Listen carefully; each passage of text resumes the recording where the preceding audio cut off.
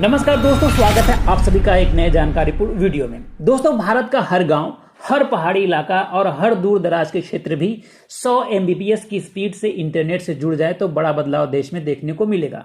और ऐसा अब जल्द ही होने वाला है, क्योंकि इंडिया के डिपार्टमेंट ऑफ टेलीकम्युनिकेशन द्वारा एलन मस्क की Starlink satellite based broadband service को अलाउ कर दिया है इनिशियल ट्रायल के लिए भारत में। इसलिए एलन मस्क की स्टारलिंक अब भारत में ग्राउंड लेवल पर अपनी एंट्री की तैयारी कर रही है। जैसा कि आप सबको मालूम है, स्टारलिंक स्पेस एक्स की सैटेलाइट बेस्ड ब्रॉडबैंड सर्विस है। ये धरती के नजदीक ऑर्बिट यानी कि लो अर्थ ऑर्बिट में सैकड़ों छोटे सैटेलाइट की मदद से इंटरनेट पहुंचाती है। अब तक दुनिया के 70 देशों से ज्यादा में यह सर्विस शुरू कर चुकी है। अमेरिका, कनाडा और यूरोप के कई रूरल इलाके स्टारलिंक की वजह से कनेक्टेड हैं। तो दोस्तों, भारत में इसकी आवश्यकता ही क्यों है? तो देखिए, भारत में आज भी लगभग 35 करोड़ लोग ऐसे हैं जिनके पास रिलायबल ब्रॉडबैंड इंटरनेट नहीं है।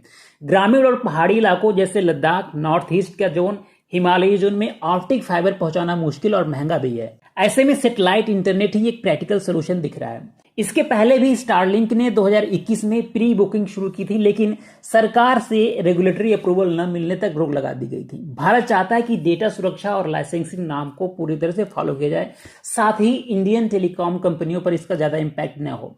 और ऐसा फिलहाल वर्तमान में होने वाला भी नहीं दिख रहा है, क्योंकि स्टारलिंक की सर्विस दुनिया भर में लगभग $99 यानी करीब 8,000 से 10,000 प्रति महीना के आसपास पड़ती है। वहीं भारत में करीब 4,000 प्रति महीना पड़ेगा।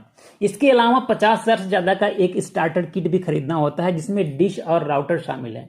वहीं भारत की टेलीकॉम कंपनियां जैसे जियो फाइबर या एयरटेल एक्सट्रीम मंथली प्लान सिर्फ 500 से 1500 में ब्रॉडबैंड दे रहे हैं, जिसकी वजह से भारत में 5G मोबाइल डेटा की कीमत दुनिया में सबसे सस्ती है।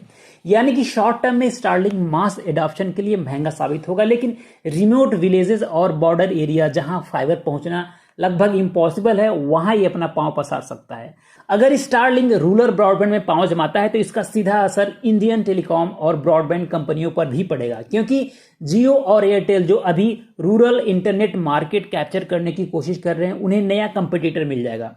अर्बन सिटीज में शायद स्टारलिंक उतना पॉपुलर ना हो, क्योंकि वहां ऑलरेडी चीप 5G और ब्रॉडबैंड सर्विस अवेलेबल है। लेकिन ये इंडियन टेलीकॉम सेक्टर को मजबूर करेगा कि वो भी सैटेलाइट ब्रॉडबैंड टेक्नोलॉजी में इन्वेस्ट करें। हालांकि जियो ने पहले ही सैटेलाइट कम्युनिकेशन जेवी बनाया है और एयरटेल की parent company OneWeb satellite internet project से जुड़ी हुई है। यानी कि कंपटीशन जरूर बढ़ेगा, लेकिन ये इंडिया के लिए अच्छा होगा, क्योंकि इससे टेक्नोलॉजी एडॉप्शन और तेज होगा।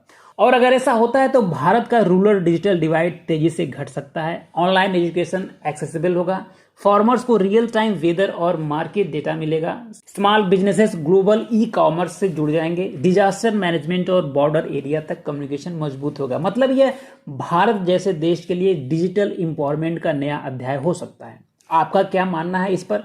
क्या स्टारलिंक भारत में गेम चेंजर साबित होगा या फिर इंडियन टेलीकॉम कंपनियों को ज्यादा इम्पैक्ट पड़ेगा? कमेंट में जरूर बताइए।